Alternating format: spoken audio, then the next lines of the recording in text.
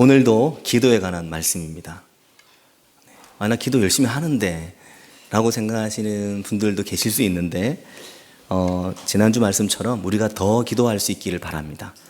기도 시간을 우리가 할 수 있는 만큼 늘리는 것은 우리에게 복이 되지 조금도 손해가 되지는 않을 것입니다. 그래서 우리가 기도하지 않는 사람이 되지 말고 기도하는 사람이 될 수 있길 바랍니다.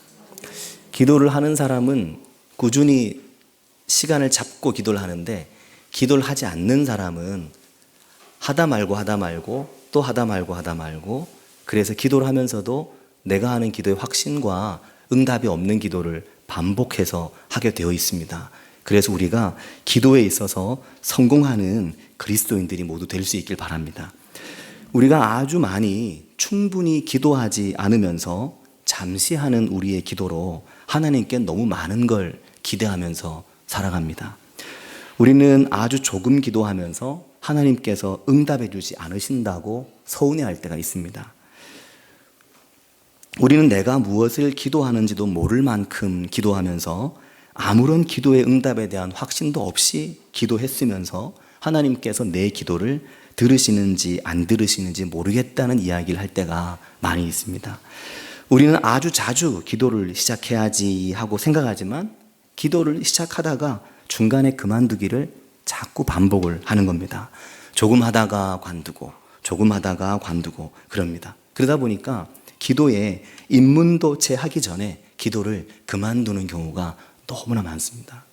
기도를 좀 하다가 그만두고 좀 하다가 그만두니까 기도의 입문 자체가 안 되는 거죠. 그러다 보니까 기도를 통해 하나님과 깊은 대화를 하거나 기도 가운데 하나님이 임재하신 느낌을 느낀다거나 하는 기도를 하지 못하고 감정적인 기도나 그저 조금 습관적인 그저 굉장히 초보적인 기도에 머무르는 경우가 너무나 많습니다. 성경에 나오는 많은 기도의 이야기들을 보면 저게 진짜인가? 저게 가짜인가? 그런 생각만을 신앙생활을 하는 내내 하면서 어쩌면 우리의 신앙생활을 마치게 될지도 모릅니다. 드와이트 무디 아시죠? 무디가 어느 날 에딘버러에서 수많은 어린이들에게 말씀을 전하고 있었습니다. 그러니까 어린이 부흥회였던 것 같습니다. 무디는 주의를 집중시키기 위해 큰 기대 없이 아이들에게 질문을 던졌습니다. 자, 여러분, 기도가 뭐라고 생각하십니까? 자, 기도가 뭔지 아는 어린이 손 한번 들어보세요. 그랬더니 무디는 사실 마땅한 대답을 아이들이 못할 거라고 생각했습니다. 그래서 이제 이 주의만 딱 집중시키고 직접 내가 대답을 해줘야 되겠다 생각했는데 놀랍게도 여기저기에서 아이들이 손을 막 들면서 저요 하는 거였습니다. 그래서 그 손을 든 아이들 중에 한 명을 딱 지적을 하면서 거기 어린이 한번 대답해 보실래요? 하고 얘기했더니 아이가 벌떡 일어나면서 머뭇거리지도 않고 아주 또박또박 이렇게 대답을 했다고 합니다. 기도는 우리의 죄를 고백하고 하나님께 감사드리고 하나님의 뜻에 맞는 걸 얻기 위해 우리의 소원을 예수님의 이름으로 간구하는 겁니다.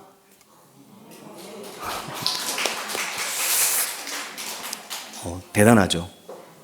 성도님들께서 와 하시는 거 보니까 정의를 제대로 내렸다고 생각을 다들 하시는가 봐요. 네, 굉장히 그것도 좋습니다. 그러자 이 무디 목사님이 너무 기뻐서 그 아이를 향해 이렇게 말했다고 합니다. 소년이여, 네가 스코틀랜드에서 태어나게 된 것을 하나님께 감사한다. 그러면서 그 아이를 막 축복을 해줬다고 합니다.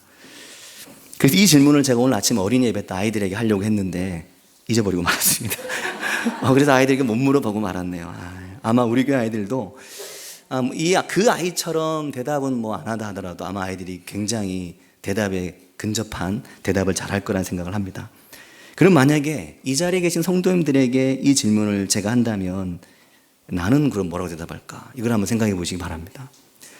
늘 정의하고 늘 기도에 대한 말씀을 들어도 기도 그러면 늘 낯설고 어렵게 우리에게 느껴지거든요.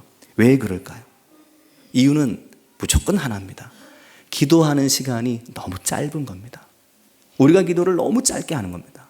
기도를 너무 건성건성하는 겁니다. 그러니까 기도가 입문이 안 되는 겁니다. 늘 기도를 해야지 하고 멈추고 조금 하다가 멈추고 이러니까 기도가 깊어질 수가 없는 겁니다. 기도에 있어서 일단은 시간이 굉장히 중요합니다. 버티는 거. 보면 뭐 잘하는 사람들 보면 공부 잘하는 애들도 엉덩이 먼하게 앉아 있습니까? 엉덩이 땀띠 나고 엉덩이 종양 생기게 앉아 있거든요. 그래 앉아 버티면 그래서 엉덩이가 펑퍼짐하면 사실 공부 열심히 하는구나. 그렇게 생각한다고 하잖아요. 근데 기도를 너무 그렇게 안 하는 겁니다. 기도가 뭘까요? 아마도 대부분의 그리스도인들은 기도 그러면 하나님께 뭘 구하는 거지 이렇게 생각을 합니다. 근데 정말 그럴까? 만약 그렇다면 기도는 우리를 위해 혹은 나를 위해 하나님께 어떤 심부름을 맡기거나 우리가 할 수 없는 것을 하나님께 해달라고 하나님에게 요청을 하거나 나의 만족을 위해 하나님을 일하게 만드는 것이 기도인가? 이 생각을 하게 됩니다. 기도에 대해서 굉장히 잘못 정의를 내리고 있는 것입니다. 기도에 대한 근본적인 정의가 잘못된 겁니다. 이건 명확합니다. 기도는 하나님께 뭘 해달라고 요구하는 게 절대로 아닙니다. 우리가 그렇게 생각하고 그렇게 기도하는 동안 우리의 기도는 절대 잘하지 않을 것입니다. 기도는 단지 하나님께 내 필요나 내 어려움, 내 간절함, 나의 간절한 필요를 아주 정확하게 하나에서 열까지 하나님께 구체적으로 말씀을 드려서 그것을 하나님께서 내가 기도한 대로 확실하게 나에게 응답해 주셔서 받아내는 것. 이게 기도가 아니라는 겁니다. 기도를 내 필요를 하나님께 이야기해서 하나님께 그것을 아주 잘 받아내는 그것을 기도 잘하는 것이라고 생각한다면 이건 정말 큰 착오다 하는 겁니다. 우리는 그렇게 신앙생활을 하고 그렇게 기도생활을 하지 않기를 주님께서 우리에게 너무 바라시는 겁니다.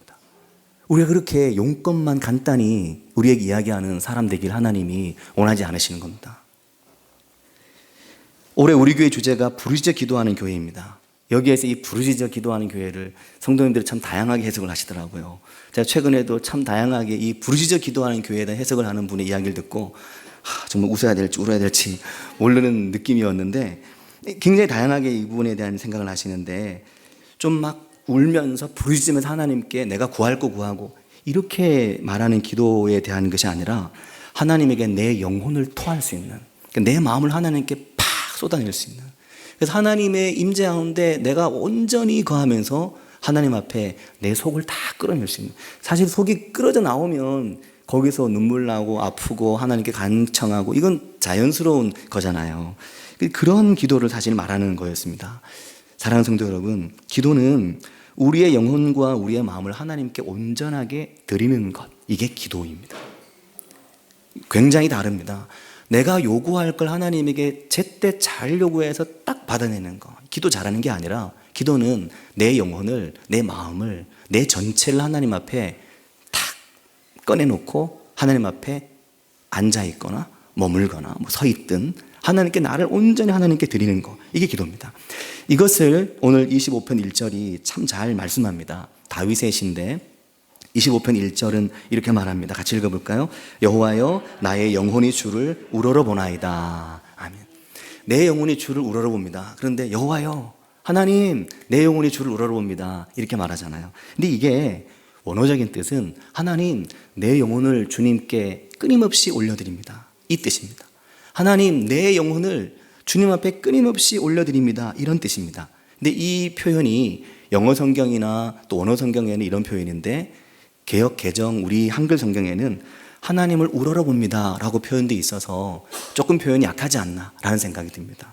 내 영혼, 내 전체를 하나님께 올려드린다, 그 말입니다. 여기서 영혼이라는 말은 네페시라고 하는 히브리어인데 이 말은 영혼, 숨, 생기, 생명, 존재, 이 모든 것을 일컬을 때 쓰는 말이 네페시입니다. 네페시, 내 모든 걸, 내 영혼, 내 이 생각하고 사고하고 살아가고 있는 나의 전체를, 이것을, 그리고 네페시 뒤에 에사라고 하는 말이 붙어서 그 말이 올려드립니다, 하나님께 드립니다. 그런데 이게 미완료형으로 되어 있어서 안 끝난 겁니다. 하나님께 올려드렸어요가 아니라 하나님께 끊임없이 올려드리겠다는 겁니다. 내가 죽을 때까지 하나님께 계속해서 올려드린다는 겁니다. 쉬지 않고 내 영혼을, 내 전체를 하나님 앞에 멈추지 않고 끊임없이 하나님께 나를 갖다 놓습니다 하는 이 말이 되는 겁니다. 내가 하나님의 임재 앞에 딱 가서 있는 그 순간, 하나님 앞에 기도하는 그 시간이 기도인 거지, 그때 내가 뭘 말하고 뭘 구하느냐는 두 번째 문제가 되는 겁니다. 왜냐하면 우리가 사실 하나님 앞에 머물러서 기도하고 하나님께 기도하고 있으면서 때로는 말도 못하고 생각도 못하고 완전히 스톱 상태가 될 때가 있습니다. 어떨 때는 많은 걸 또 기도할 때도 있습니다. 어떨 때는 어떤 부분 때문에 마음이 너무 아플 때도 있습니다. 어떨 때는 눈물만 날 때도 있습니다. 이 모든 게 다 훌륭한 기도인데 문제는 얼마나 하나님 앞에 머물러 있느냐 이겁니다. 얼마나 쉼없이 끊임없이 하나님께 내가 가서 있느냐. 꼭 교회를 와야 되는 게 아니라 내가 어디에 있든 그곳에서 하나님 앞에 얼마나 내가 하나님 앞에 최선을 다해 하나님 앞에 기도할 수 있느냐. 이게 정말 중요한 거다 하는 겁니다. 그렇기 때문에 사랑하는 성도 여러분, 기도는 하나님께 우리의 요구사항이나 우리의 필요를 말하는 차원을 훨씬 넘어서 아니면 그렇게 안 해도 되고 우리 영혼이 하나님께 닿는 것을 이걸 꾸준히 하는 걸 기도라고 한다라는 겁니다. 그래서 어느 유대의 신비주의자는 이렇게 말했습니다. 기도는 하늘과 땅이 서로 입을 맞추는 거다. 이렇게 말했습니다. 와, 이게 기가 막히죠. 이렇게 캬 나올 줄 알았더니 별로 안 기가 막힌가 봐요. 기도는 하늘과 땅이 서로 입을 맞추는 순간이다. 하늘과 땅이 어떻게 입을 맞춥니까?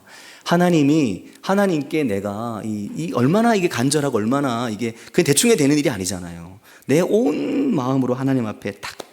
기도는 우리의 때로는 욕심이 될 수도 있고 우리의 일방적인 소원이 될 수도 있고 어쩌면 우리가 너무 근시안적이라서 멀리 보지 못하고 구하는 그 모든 지금은 절실하지만 시간이 지나면 도리어 그것이 우리에게 전혀 도움이 안 될 수도 있는 그러한 것들 하나님께 달라고 말을 잘하고 요청을 잘하고 이 시간이 기도가 아니라 하나님의 앞에 내 모든 마음을 가지고 하나님 앞에 가서 머무르는 그 시간이 우리에게 기도가 된다 하는 겁니다. 그러니 사랑하는 성도 여러분가 기도를 잘해서 하나님을 설득할 수 있는 그런 성격의 것이 아니다. 여기서 출발을 해야 되는 겁니다. 내가 하나님을 잘 말해서 잘 설득하고 그래서 하나님의 말을 잘했더니 하나님이 대답을 들어주시고 그런 차원이 아니다. 기도를 열심히 했기 때문에 제대로 꼭 구할 것을 내가 너무나 제때 딱 그 타이밍에 내가 그때 딱 기도를 했기 때문에 하나님이 딱 들어주셨다. 이렇지 않다는 것입니다. 기도 응답의 공이 절대로 나에게 있는 것이 아니라 기도에 대한 응답의 주권은 하나님께 있는 것이지 우리가 어떻게 해서 그게 되는 게 아니다라는 겁니다. 기도는 그저 거룩하고 높으신 하나님의 뜻에 우리 영혼이 사로잡힐 수 있는 그만큼의 시간과 마음을 가지고 하나님 앞에 머무르는, 그래서 꾸준히 기도하고 많이 기도하는 사람이 결국 기도를 더 잘할 수밖에 없다 하는 겁니다. 하나님이 우리의 필요를 잘 아실까요? 모르실까요? 우리가 말 안 한다고 모르시진 않잖아요. 하나님 우리의 필요를 너무나 잘 아십니다. 관계를 중요하게 생각하시는 거죠. 우리의 필요를 너무나 잘 아십니다. 그래서 우리가 하나님 앞에 오면 우리가 뭘 바라고 뭘 원하는지, 어떤 생각하는지, 감정이 어떤지, 상태가 어떤지 너무나 잘 아십니다. 근데 우리가 하나님의 임재 가운데 하나님 앞에 와서 머무르고 하나님 앞에 우리의 마음을 다해서 내 영혼을 하나님 앞에 기도할 수 있는 그걸 하나님 우리에게 원하십니다. 우리가 누군지, 우리가 무엇을 필요로 하는지 잘 아시고 하나님이 잘 알고 계신 게 사실 낫지 내가 잘 알고 있는 게 나을까요? 나에게 필요한 걸 내가 잘 알고 있는 게 낫겠습니까? 하나님이 잘 알고 있는 게 낫겠습니까? 하나님이 잘 아시는 게 100번 낫죠. 당연히 하나님이 잘 알고 계십니다. 근데 우리가 잘 아는 것처럼 하나님께 내가 잘 아는 걸 얘기한다고 그래서 기도가 되고 그렇지 않으면 기도가 안 되고 그런 게 아니다 하는 겁니다. 하나님은 우리의 과거와 현재와 미래를 다 아십니다. 그러니 그 하나님께 무엇을 우리가 어떻게 제때 알아서 우리가 기도하겠습니까? 중요한 건 하나님 앞에 끊임없이 기도하는 기도의 사람으로 살아가는 것. 그것이 하나님의 은혜가 우리에게 제때 공급되게 하는 길이 되는 것입니다. 욥기 23장 3절에 이런 말씀이 있습니다. 내가 어찌하면 하나님을 발견하고 그의 처소에 나아가랴. 이런 말씀이 나오는데 이게 예전 개역 한글 성경에 이렇게 되어 있습니다. 내가 어찌하면 하나님 발견할 곳을 알까? 내가 어떻게 하면 하나님을 발견할 곳을 알아서 거기에서 내가 하나님께 기도할까? 그 말입니다. 내가 어찌하면 하나님 발견할 곳을 알아서 그 보좌 앞에 나아가서 기도할까? 이 말이 되는 겁니다. 욥이 너무나 힘들었죠. 친구라고 있는 것들이 찾아와가지고 힘들고 어려운 욥을 위로하고 격려해 주기보다는 욥과 논쟁을 일삼았습니다. 사실 욥은 논쟁을 할 만한 상황이 전혀 아니었거든요. 사랑하는 모든 걸 다 잃어버리고 있는데 그게 논쟁할 상황은 아니거든요. 어느 누구보다 하나님 앞에 신실했던 사람이었습니다. 근데 그에게 찾아와서 네가 죄가 있는지 한번 생각해봐라. 네가 뭔 죄가 분명히 있다. 그래서 네가 지금 이 어려움을 겪는 거다. 이 이야기를 하고 있으니까 욥의 마음이 너무나 힘들고 고통스러운 거였습니다. 그래서 내가 어떻게 하면 하나님 발견할 곳을 알까? 어떻게 하면 내가 하나님을 발견할 곳에서 내가 하나님께 기도하고 하나님의 보좌 앞에 나아가서 기도할까? 이 이야기를 욥이 하고 있는 겁니다. 오직 하나님 앞에 더 깊이 가서 정말 하나님께 기도할 수 있는 곳, 내 이 서럽고 억울하고 이 분통 터지는 마음을 꺼내놓을 수 있는 하나님 앞에 기도할 수 있는 그곳을 욥이 찾는 거죠. 이미 내 기도의 내용이나 내가 내 짧은 지식으로 하나님께 뭘 구하는 것 자체가 아무 의미가 없는 그 상태에서 이 위대한 믿음의 사람 욥이 하나님께 기도할 곳을 찾아 기도할 곳이 어딘가, 하나님을 발견하고 하나님께 내가 드러날 곳이 어딘가, 그걸 찾고 있는 겁니다. 그래서 많은 믿음의 사람들이 기도를 많이 하는 겁니다. 정말 이 말씀을 준비하면서 정말 기도를 열심히 해야 되겠구나, 이런 생각이 많이 들었습니다. 성도님들께서도 그런 생각이 드시죠? 네, 드셔야 됩니다. 실제로 하는 건 두 번째 문제. 일단 그 마음이 많이 드시길 바랍니다. 기도해야 되는데 내 기도를 많이 안 한다. 오늘 또 목사님이 내 기도 안 하는 거 어떻게 알고 내 들으라고 설교하시네. 이렇게 느끼셔야 됩니다. 왜냐하면 기도하는 시간이 하나님을 알아가는 시간이 되기 때문입니다. 기도를 하지 않으면 하나님을 알지 못합니다. 당연하겠죠. 하나님을 지식적으로 설명해 알 수 있는 게 절대로 아닙니다. 아이들은 설명을 통해 알 수 있지만 이 아이들이 성인이 되면서 설명을 통해 들은 하나님을 내가 실제 확인을 해야 되거든요. 그게 안 되니까 청소년기 아이들이 방황을 많이 하는 겁니다. 성인이 됐는데 하나님을 지식적으로 이해하기는 거의 불가능합니다. 지식적으로 들어서 하나님을 안다? 거의 불가능합니다.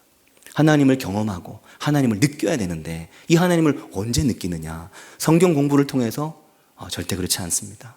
하나님을 느낄 수 있는 도움은 될지 모르지만, 공부한 것들이 도움이 될지 모르지만 결국 그것이 탁 터지고 봉선화가 탁 터져서 그 꽃이 피는 거죠.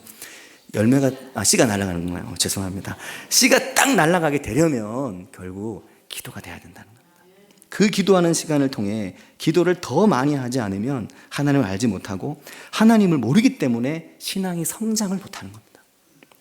지식적인 신앙인에 머무르고 이 신앙이 우리의 삶에 영향을 못 끼친다는 겁니다. 행동을 바꾸고 말을 바꾸고 태도와 가치관을 바꾸려면 기도를 통해서 하나님이 전능한 분이구나, 하나님이 살아계신 분이구나, 하나님이 내가 하나님 앞에 기도한다고 나오면 나의 기도를 귀를 기울이고 들으시고 우리 길을 인도하시는 분이시구나, 이걸 하나님이 살아계시다는 걸 온 몸으로 온 마음으로 느낄 수 있어야 신앙이 자라고 신앙이 변하고 신앙의 도전을 받게 되는 겁니다. 요즘에 또 다들 얼마나 또 학력도 좋고 다들 똑똑합니까? 성경 공부를 해보니까 별로 재미가 없어요. 예전에는 모르는 분들이 많았는데 요즘에 하면 다 알아요. 목사님 그거 전에 들었는데, 그거 전에 어떤 목사님 TV에서 하시던데, 책에서 봤는데. 재미가 없습니다. 다 아는데요. 이 다 아는 걸 어떻게 재밌게 하나, 이것도 참 큰 과제인데, 신앙이 내가 아는 게 이게 전부가 아니잖아요. 이게 내게 큰 영향이 되려면 기도가 돼야 되는 겁니다. 기도는 우리 신앙의 진면목을 만들어내는 것이 기도가 되는 겁니다. 사도 바울이 다메섹으로 가다가 환상 중에 예수님을 딱 만났거든요. 근데 사도 바울이 환상 중에 예수님 만났는데 사실은 예수 믿는 사람 잡아서 죽이려고 하다가 말 타고 가다가 예수님을 딱 환상 중에 만났잖아요. 그 시간이 기도 시간입니까? 기도 시간이 아닙니까? 기도 시간이 아니라고 말할 수 있지만 엄밀히 말하면 그 시간은 기도의 시간입니다. 왜냐하면 그 순간 사도 바울은 전에 못 만났던 살아계신 예수 그리스도를 환상 가운데 봤거든요. 그 무엇과도 바꿀 수 없는 기도 시간입니다. 그 한 번의 하나님 예수 그리스도의 만남이 사도 바울의 인생의 방향을 확 바꿔버렸잖아요. 다메섹으로 예수 믿는 사람 죽이러 가던 사도 바울이 예수님의 이름을 전하는 사람으로 완전히 변화되게 된 계기는 하나님을 눈으로 본 것입니다. 그의 음성을 듣게 된 것입니다. 그래서 내가 이거 잘못 가고 있었네, 이걸 깨닫게 된 거죠. 이사야서 6장에 나오는 우시야 왕 때 이사야도 마찬가지입니다. 이사야가 6장 1절에 보면 이사야서 우시야 왕이 죽던 때 내가 본즉 주께서 높이 들린 보좌에 앉으셨는데 그의 옷자락이 성전에 가득했다, 이렇게 묘사를 하거든요. 자, 이런 우시아 왕이 죽던 때 이사야가 이 놀라운 광경을 성전에서 본 겁니다. 이때 이사야가 어디 있었냐면 성전에 있었거든요. 그가 성전에 있을 때 하나님의 거룩한 영광이, 주님의 영광이 그 옷자락이, 그 보좌의 옷자락이 성전에 가득하게 임하는 걸 봤습니다. 이걸 보고 이사야가 확 그의 인생의 사명을 하나님께 발견하게 되는 겁니다. 성경에 다 그렇습니다. 우리의 믿음의 기독교 역사에 다 그렇습니다. 하나님 앞에 사람이 바뀌고 하나님 앞에 은혜를 경험하고 하나님 앞에 뭔가 딱 바뀌어서 변화가 나타나는 거의 100% 사람들은 기도하는 시간이, 하나님을 만나는 시간이, 하나님의 임재를 느끼게 된 시간이, 오랫동안 기도했는데 어느 날 하나님이 내게 은혜를 주셨어. 기도하는 시간에 하나님을 만나고 바뀌는 겁니다. 그런데 사랑하는 성도 여러분, 기도가 없고 기도가 너무 부족하여서 하나님의 임재를 기도 가운데 경험을 하지 못하면 우리가 하나님의 은혜로 살아가는 그리스도인이 되는 게 아니라 억지로, 내 힘으로, 내 의지로, 내가 배워서 아는 걸로, 누군가의 도움으로 그렇게 신앙생활을 하니까 그리스도인의 강한 신앙이 이 어떤 기쁨이나 즐거움이나 은혜와 능력이 없이 신앙생활을 하게 되는 겁니다. 잠언 29장 18절에 묵시가 없으면 백성이 방자하게 행한다, 이 말씀이 나오잖아요. 근데 여기에 묵시가 없으면이라는 말에 묵시라는 말이 하나님 우리에게 오픈해서 가르쳐 주시는 계시를 말합니다. 환상을 말하는 거죠. 하나님 우리에게 딱 깨닫게 하신 어떤 은혜, 하나님 우리에게 정말 눈물 콧물 쏟으면서 하나님, 놀라운 하나님, 이게 딱 느끼게 된 하나님의 그 은혜, 그 계시, 그 묵시, 그 환상, 이게 없으면, 하나님의 전적인 그런 우리에게 쏟아부어 주신 것이 없으면 하나님의 자녀들이 방자해진다라는 겁니다. 그래서 이런 부분을 잘 표현한 우리가 잘 아는 로렌스라고 하는 형제, 로렌스가 하나님의 임재라고 하는 그 작은 책, 그 책을 쓴 로렌스라는 형제가 17세기 프랑스의 유명한 수도사였는데, 이분이 그렇게 말합니다.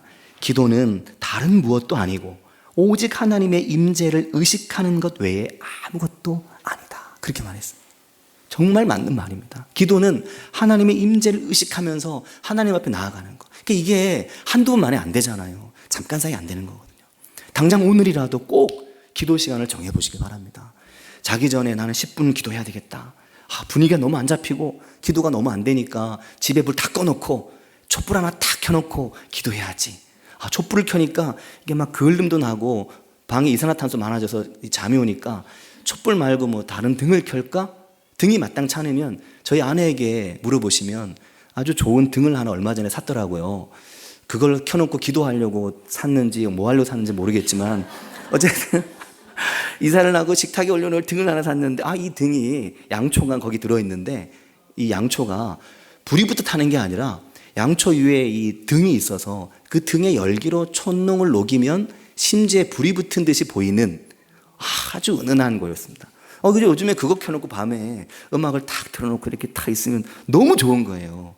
그렇게 하든지, 무슨 술을 쓰든지, 막 이래저래 그것도 저것도 다 안 되면 새벽 예배 나오시든지, 새벽 예배 못 나오겠거나 하여튼 뭘 하시든지, 기도 시간을 제발 만들어 보시기 바랍니다. 10분을 만들든 20분을 만들든 매일마다 하시기 바랍니다. 제가 정말 놀라운 이야기를 하나 들려드릴까요? 이 이야기를 보고 제가 너무나 감동을 받고 나도 이런 목사가 되면 좋겠다, 그런 생각이 들었는데, 호레이스 부시넬리라고 하는 19세기의 교육학자가 있었는데 이분이 정말 기도를 많이 하시는 분이었던 것 같습니다. 이분이 어느 날 기도를 하는데, 호레이스 부시넬, 이분이 어느 날 기도를 막 하고 있는데 그때 친구가 부시넬 옆에 있었습니다. 근데 이 친구는, 이 호레이스 부시넬은 열심히 기도하는데 이 친구는 기도를 했게요, 안 했게요? 기도를 보니까 안 한 것 같아요. 왜냐하면 호레이스 부시넬이 기도하는 걸 보고 있었거든요. 근데 옆에서 기도하는 걸 이렇게 보고 있는데 호레이스 부시넬이 얼마나 간절히 기도하는지 마치 하나님이 그의 곁에 계신 것 같은 느낌이 들었다는 겁니다. 예수님이 겟세마네에서 마지막 기도하실 때 땀이 핏방울처럼 보일 때 얼마나 간절히 기도했으면 제자들이 그 모습에서 뭘 느꼈겠습니까? 근데 부시넬이 기도를 막 하는데 옆에서 친구가 보니까 하나님이 옆에 계신 것 같은 느낌이 지켜보는 사람에게 들었다라는 겁니다. 그래서 나중에 이 친구가 자기의 글에 표현하기를 뭐라고 표현했냐면 이렇게 썼습니다. 호레이스 부시넬이 양손으로 얼굴을 감싸고 기도할 때 내 손이 하나님께 닿게 될까봐 어둠 속에서 손을 뻗기가 두려웠다. 이렇게 쓰는 겁니다. 내 옆에서 너무 간절히 얼굴을 막 감싸고 막 기도하는데, 너무 간절히 기도하는데 그 옆에서 보고 있다 보니까 하나님이 곁에 계신 것 같아서 내가 손을 뻗기가 두려웠다는 겁니다. 하나님이 내 손에 닿을까봐. 야, 이거 얼마나, 이게, 야, 나도 오늘부터 일주일에 해서 저렇게 기도해야 되겠다. 이건 안 되는 겁니다. 구원은 하루아침에 받지만 기도는 하루아침에 절대로 안 되니까 이것을 우리가 꾸준히 해야 되는데 너무나 놀랍지 않습니까? 그래서 바라기는 우리 교회 성도님들은 모두 앞으로 1년 후에 기도하고 있으면 하나님 곁에 계시구나, 이걸 느낄 수 있는 기도를 저부터 우리가 모두 그렇게 기도를 하나님 앞에 시간을 중요하게 생각하고 기도할 수 있는 은혜가 우리에게 있길 바랍니다. 얼마 전에 저희 집에 이사를 했습니다. 10월 초에 10월 1일 날 이사를 했는데 그날 이사를 하면서 이제 교회도 정리를 했습니다. 왜냐하면 이제 저희 집에 이게 제가 신학교 다닐 때부터 보던 책들이 있다 보니까 이게 막 낡기도 하고 그 먼지 이런 게 많아서 아이들에게 안 좋은 것 같아서 그걸 전부 다 제 방으로 옮겼습니다. 목양실로. 저만 안 좋은 공기 마시면 되니까요. 집에 아이들은 깨끗한 공기, 아내는 깨끗한 공기 마시고 저는 이제 다 교회 갖다 놓고 저는 먼지와 오래된 책의 한기 속에 지내려고 교회 다 옮겼는데, 이러면서 이 책꽂이 위에 보니까 옛날 오래된 제 테니스 라켓이 입고 있었는데 테니스 라켓이 나를 내려온 겁니다. 제 테니스 라켓을 보시면 아마 아시겠지만 제가 어느 정도 테니스를 하는 사람인지 아마 아실 만한 분들은 라켓만 봐도 다 아실 거라고 생각합니다. 장로님, 그 탁구 잘 치시는 분들은 탁구 라켓만 보면 어느 정도 탁구를 치는지 아시잖아요. 그와 같은 거죠. 제가 테니스를 조금 치는 정도가 아니라 좀 배우다가 그만뒀기 때문에 테니스를 전혀 못 치는 사람이라는 걸 아마 제 라켓을 보시면 아실 겁니다. 이 라켓을 아주 깊이 넣어놨거든요. 그래서 거기 있는지 까맣게 잊어버리고 4년 만에 라켓을 본 겁니다, 제가. 근데 전에 있던 교회에서 테니스를 제가 칠 수 있는 기회가 굉장히 많았거든요. 배우려고 마음 먹으면 저를 가르쳐 주려고 정말 선생님들이 줄을 서 있었습니다. 정말 거짓말 안 하고. 아마추어 랭킹 3위, 아마추어 시합에서 3위, 4위 하실 정도의 실력을 가진 분들이 교회에 한 분이 계셨거든요. 그분이 또 친해서 그분에게 배울 수 있는 기회가 많았습니다. 항상 이제 좀 1년 중 약간 여유 있을 때, 그때가 되면 꼭 그분이 목사님 내일 나오세요. 내일 테니스 하러 나오세요. 내일 아침에 어디로 나오세요. 맨날 그렇게 얘기를 하셨는데 가긴 갔죠. 가서 얼마를 제가 했을까요?